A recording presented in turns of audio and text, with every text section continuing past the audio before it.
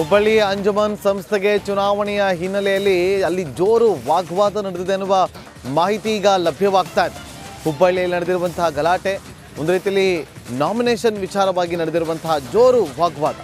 ಹುಬ್ಬಳ್ಳಿಯ ಅಂಜುಮನ್ ಸಂಸ್ಥೆಗೆ ನಡೀಬೇಕಾಗಿದ್ದಂಥ ಚುನಾವಣೆ, ಆಗ ನಾಮಪತ್ರ ಸಲ್ಲಿಸುವ ಸಂದರ್ಭದಲ್ಲಿ ಜೋರು ವಾಗ್ವಾದವಾಗಿದೆ. ಅಭ್ಯರ್ಥಿಗಳು ಹಾಗೂ ಕುಟುಂಬಸ್ಥರ ನಡುವೆ ಜಟಾಪಟಿ ಕೂಡ ನಡೆದಿದೆ. ಹಳೆ ಹುಬ್ಬಳ್ಳಿ ಕೇಸ್ ಬಂಧಿತರ ಕುಟುಂಬಸ್ಥರಿಂದ ತಡೆ ಹಿಡಿಯಲಾಗಿದೆ. ನಾಮಪತ್ರ ಸಲ್ಲಿಕೆ ಮಾಡದಂತೆ ಕುಟುಂಬಸ್ಥರು ತಡೆ ಹಾಕಿದ್ದಾರೆ.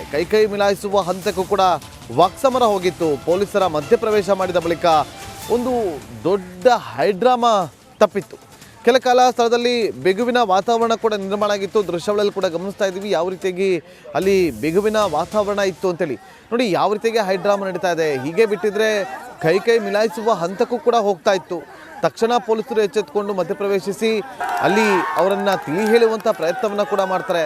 ಅವರ ಒಂದು ವಾಗ್ವಾದವನ್ನು ಕೂಡ ಒಂದು ಸಮಾಧಾನ ಪಡಿಸುವ ಹಂತಕ್ಕೂ ಕೂಡ ತರುವಂಥ ಕೆಲಸವನ್ನು ಪೊಲೀಸರು ಮಾಡ್ತಾರೆ.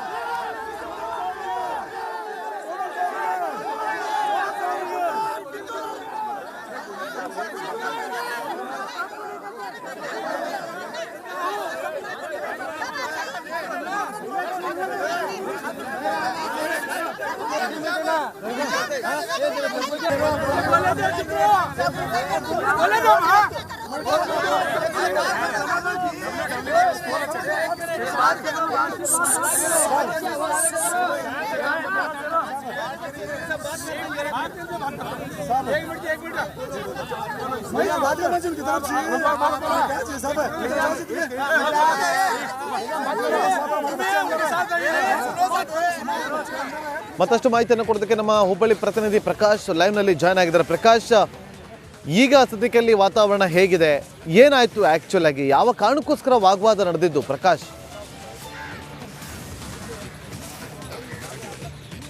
ಎಸ್ ನಾಗೇಂದ್ರ ಬಾಬು, ಏನಂದ್ರೆ ಪ್ರಮುಖವಾಗಿ ಇದೇ 18ನೇ ತಾರೀಕು ಹುಬ್ಬಳ್ಳಿಯ ಅಂಜುಮನ್ ಇಸ್ಲಾಂ ಸಂಸ್ಥೆಯ ಒಂದು ಚುನಾವಣೆ ಇದೆ. ಈ ಚುನಾವಣೆ ಹಿನ್ನೆಲೆಯಲ್ಲಿ ಇವತ್ತು ನಾಮಪತ್ರ ಸಲ್ಲಿಕೆ ಮಾಡಲಿಕ್ಕೆ, ನಾಮಿನೇಷನ್ ಮಾಡಲಿಕ್ಕೆ ಕೊನೆಯ ದಿನ ಇದೆ. ಆದರೆ ಈ ಒಂದು ನಾಮಪತ್ರ ಸಲ್ಲಿಸುವಂತ ವೇಳೆಯಲ್ಲಿ ಇದೇ ಒಂದು ಹುಬ್ಬಳ್ಳಿಯಲ್ಲಿ ಹಳೆ ಹುಬ್ಬಳ್ಳಿ ಪ್ರದೇಶದಲ್ಲಿ ಕಳೆದ ಏಪ್ರಿಲ್ 16, 2022ರಲ್ಲಿ ಏನು ಗಲಾಟೆ ನಡೆದಿತ್ತು. ಸಾಕಷ್ಟು ಒಂದು ಗಲಾಟೆ ನಡೆಯುವ ಮೂಲಕ ಪೊಲೀಸ್ ವಾಹನಗಳಿಗೆ ಬೆಂಕಿ ಹಚ್ಚುವ ಮೂಲಕ ಜಖಂಗೊಳಿಸಲಾಗಿತ್ತು. ಅದೇ ರೀತಿ ಪೊಲೀಸ್ ಸಿಬ್ಬಂದಿಗಳು ಸಹಿತ ಏನು ಕಲ್ಲು ತೂರಾಟವನ್ನು ಮಾಡುವ ಮೂಲಕ ಸಾಕಷ್ಟು ಒಂದು ತೀವ್ರತರವಾದಂತಹ ಒಂದು ಗಲಾಟೆ ನಡೆಯಿತು. ಈ ಗಲಾಟೆಯಲ್ಲಿ 158 ಜನ ಯುವಕರನ್ನ ಬಂಧನ ಮಾಡಲಾಗಿತ್ತು. ಈ ಬಂಧನ ಮಾಡಿದಂತ ಯುವಕರ ಕುಟುಂಬಸ್ಥರು ಒಂದ್ ಕಡೆ ಕಣ್ಣೀರು ಹಾಕುವ ಮೂಲಕ ಇವತ್ತು ಏನು ಅಂಜುಮನ್ ಸಂಸ್ಥೆಯ ಏನು ನಾಮಪತ್ರಕ್ಕೆ ಕೊನೆಯ ದಿನ ಇದೆ, ಈ ನಾಮಪತ್ರ ಸಲ್ಲಿಸುವಂತ ನಿಟ್ಟಿನಲ್ಲಿ ಅಭ್ಯರ್ಥಿಗಳೇನು ಆಗಮಿಸ್ತಾ ಇದ್ದಾರೆ, ಅವರನ್ನ ತಡೆಯಂತ ಒಂದು ಪ್ರಯತ್ನಕ್ಕೆ ಇಲ್ಲಿ ಅವರ ಕುಟುಂಬಸ್ಥರು ಮುಂದಾಗಿದ್ದಾರೆ. ಯಾಕಂದ್ರೆ ಪ್ರಮುಖವಾಗಿ 2 ವರ್ಷ ಕಳೀತಾ ಬಂತು, ಅಂದ್ರೆ ಅವರ ಮಕ್ಕಳನ್ನ ಬಂಧನ ಮಾಡಿ 2 ವರ್ಷ ಕಳೀತಾ ಬಂದ್ರು.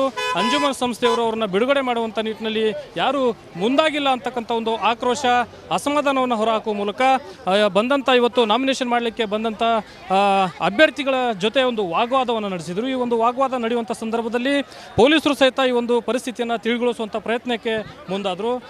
ಕೆಲವೊಂದಿಷ್ಟು ಕುಟುಂಬಸ್ಥರು ಇದ್ದಾರೆ, ಅವ್ರನ್ನ ಮಾತಾಡ್ತೀನಿ. ಅವ ಏನಾಗಿತ್ತು, ಏನು ಇವತ್ತು ನಾಮಿನೇಷನ್ ಇಡ್ತಾ ಇದೆ, ಅವ್ರನ್ನ ತಡೆಗಟ್ಟುವಂತ ನಿಟ್ಟಿನಲ್ಲಿ, ಅವ್ರನ್ನ ಅಡ್ಗಟ್ಟುವಂತ ನಿಟ್ಟಿನಲ್ಲಿ ಯಾಕೆ ನೀವು ಮುಂದಾದ್ರಿ? ಏನಾಗಿತ್ತು? ಯಾವಾಗ ನಿಮ್ಮ ಮಕ್ಕಳನ್ನ ಅರೆಸ್ಟ್ ಮಾಡ್ಕೊಂಡು ಮುಗೀತು ಸರ್, ಮುಗೀತು. ಏನ್ ಹೇಳಿದ್ರು? ಭರವಸೆ ಏನ್ ಸಿಕ್ತು? ನಮ್ಗೆ ಸಿಕ್ತಿರಿ, ನಮ್ಮ ದೊಡ್ಡವ್ರು ಹೇಳ್ಯಾರ, ಅದ್ರ ಪ್ರಕಾರ ನಾವು ನಡೀತೇವೆ ಸರ್. ಈಗ ಯೂಸುಫ್ ಸೋನೂರ್ ಮ್ಯಾಗ್ಲಿಂತ ಭರವಸೆ ಹೋಗೈತೆ ಸರ್. ಈಗ ನಮ್ಮ ದೊಡ್ಡವ್ರು ಹೇಳ್ಯಾರ, ಅವ್ರ ಭರವಸೆ ಮ್ಯಾಲಿಂತ ನಡೆಯುತ್ತೆ ಸರ್. ಈಗ ಭರವಸೆ ಏನ್ ಹೇಳಿದ್ರು? ಭರವಸೆ ನಾ ಬರ್ಲಿ ಬಿಡ್ಲಿ ನಾ ತತ್ತೇನೆ ಅಂತ ಹೇಳ್ಯಾರ ಸರ್. ಅವ್ರು ನಾವು ಅವ್ರ ಮ್ಯಾಗ ನಡೀತೇವೆ ಸರ್. ಈಗ ಏನ್ ಬೇಡಿಕೆ ಇಟ್ಟಿದ್ರು ಅವ್ರಿಗೆ? ನಾವೇನಿಲ್ಲ, ನಮ್ದು ಒಂದೇ ಕಾರಣ ಇತ್ತು, ಅವ್ರಿಗೆ ತೆಗೆದು ಅವ್ರು ಹೇಳಿದ್ರು ಮಾಡಲಿ. ಇನ್ನು ಎಷ್ಟು ಜನರು ಇದ್ದಾರೆ ಜೈಲಲ್ಲಿ? ಎಷ್ಟು ಜನ ಇದ್ದಾರೆ? 108 ಜನ ಅದಾರೆ. ಈಗ ಇವತ್ತು ನಾಮಿನೇಷನ್ ಇದೆ, ಬರ್ತಾ ಇದ್ದಾರೆ, ಏನು ಹೇಳಿದ್ರಿ ನಿಮಗೆ? ನಮ್ಗೆ ಇವರು ಇಂಡಿಸ್ಗಿರಿ ಅವ್ರು ಹೇಳಿದ್ರಿ, ನಾ ಗೆದ್ದು ಬರಲಿ ಏನು ಸೋತು ಬರಲಿ ನಾ ತೆಗೆ ಜವಾಬ್ದಾರಿ ನಂದೈತೆ ಅಂತ ಹೇಳಾರು. ನಾವು ಅವ್ರ ಮ್ಯಾಗ ಭರವಸೆ ಮಾಡೋರು. ನಾಗೇಂದ್ರ ಬಾಬು, ಇದಿಷ್ಟು ಒಂದು ಕಡೆ ಜೈಲಿನಲ್ಲಿ ಇರ್ತಕ್ಕಂತಹ ಯುವಕರ ಒಂದು ಕುಟುಂಬಸ್ಥರ ಮತ್ತು ಇವತ್ತು ಏನು ನಾಮಿನೇಷನ್ಗೆ ಕೊನೆ ದಿನ ಇದೆ, ಈ ಒಂದು ಹಿನ್ನೆಲೆಯಲ್ಲಿ ಅಭ್ಯರ್ಥಿಗಳಿಂದ, ಅದೇ ರೀತಿ ಅಂಜುಮನ್ ಇಸ್ಲಾಂ ಸಂಸ್ಥೆಯ ಅಭ್ಯರ್ಥಿಗಳಿಂದ ನಮಗೆ ಒಂದು ಭರವಸೆ ಸಿಕ್ಕಿದೆ. ಮಾಜಿ ಸಚಿವರಿಂದನೂ ಸಹಿತ ಭರವಸೆ ಸಿಕ್ಕಿದೆ.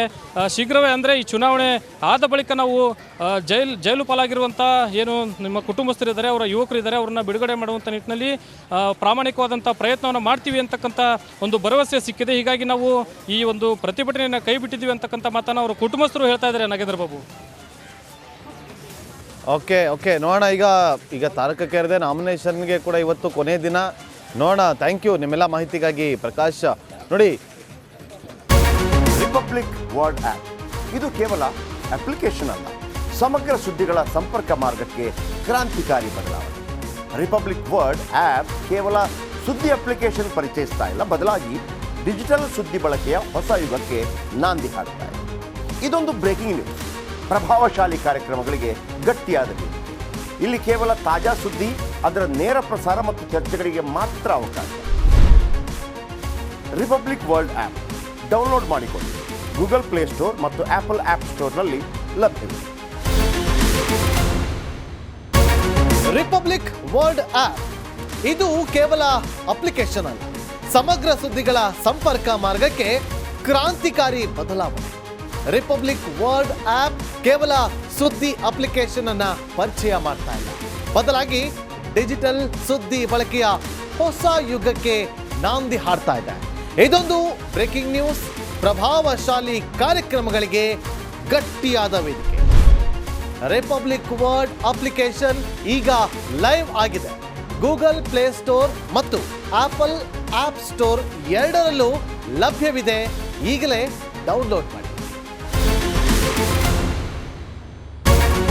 ರಿಪಬ್ಲಿಕ್ ವರ್ಲ್ಡ್ ಆ್ಯಪ್ ಇದು ಕೇವಲ ಅಪ್ಲಿಕೇಶನ್ ಅಲ್ಲ, ಸಮಗ್ರ ಸುದ್ದಿಗಳ ಸಂಪರ್ಕ ಮಾರ್ಗಕ್ಕೆ ಕ್ರಾಂತಿಕಾರಿ ಬದಲಾವಣೆ.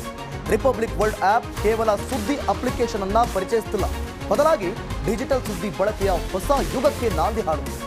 ಇದೊಂದು ಬ್ರೇಕಿಂಗ್ ನ್ಯೂಸ್, ಪ್ರಭಾವಶಾಲಿ ಕಾರ್ಯಕ್ರಮಗಳಿಗೆ ಗಟ್ಟಿಯಾದ ವೇದಿಕೆ. ಇಲ್ಲಿ ಕೇವಲ ತಾಜಾ ಸುದ್ದಿ, ಅದರ ನೇರ ಪ್ರಸಾರ ಮತ್ತು ಚರ್ಚೆಗಳಿಗೆ ಮಾತ್ರ ಅವಕಾಶ. ರಿಪಬ್ಲಿಕ್ ವರ್ಲ್ಡ್ ಅಪ್ಲಿಕೇಶನ್ ಈಗ ಲೈವ್ ಆಗಿದೆ. ಈಗಲೇ ಡೌನ್ಲೋಡ್ ಮಾಡಿ. ಗೂಗಲ್ ಪ್ಲೇಸ್ಟೋರ್ ಮತ್ತು ಆಪಲ್ ಆಪ್ ಸ್ಟೋರ್ ಎರಡರಲ್ಲೂ ಲಭ್ಯವಿದೆ. ರಿಪಬ್ಲಿಕ್ ವರ್ಲ್ಡ್ ಆ್ಯಪ್ ಇದು ಕೇವಲ ಅಪ್ಲಿಕೇಶನ್ ಅಲ್ಲ, ಸಮಗ್ರ ಸುದ್ದಿಗಳ ಸಂಪರ್ಕ ಮಾರ್ಗಕ್ಕೆ ಕ್ರಾಂತಿಕಾರಿ ಬದಲಾವಣೆ.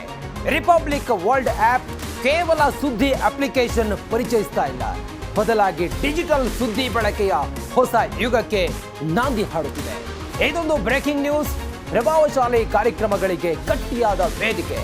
ಇಲ್ಲಿ ಕೇವಲ ತಾಜಾ ಸುದ್ದಿ, ಅದರ ನೇರ ಪ್ರಸಾರ ಮತ್ತು ಚರ್ಚೆಗಳಿಗೆ ಮಾತ್ರ ಅವಕಾಶ. ರಿಪಬ್ಲಿಕ್ ವರ್ಲ್ಡ್ ಆ್ಯಪ್ ಡೌನ್ಲೋಡ್ ಮಾಡಿ. ಗೂಗಲ್ ಪ್ಲೇಸ್ಟೋರ್ ಮತ್ತು ಆಪಲ್ ಆಪ್ ಸ್ಟೋರ್ನಲ್ಲಿ ಲಭ್ಯ.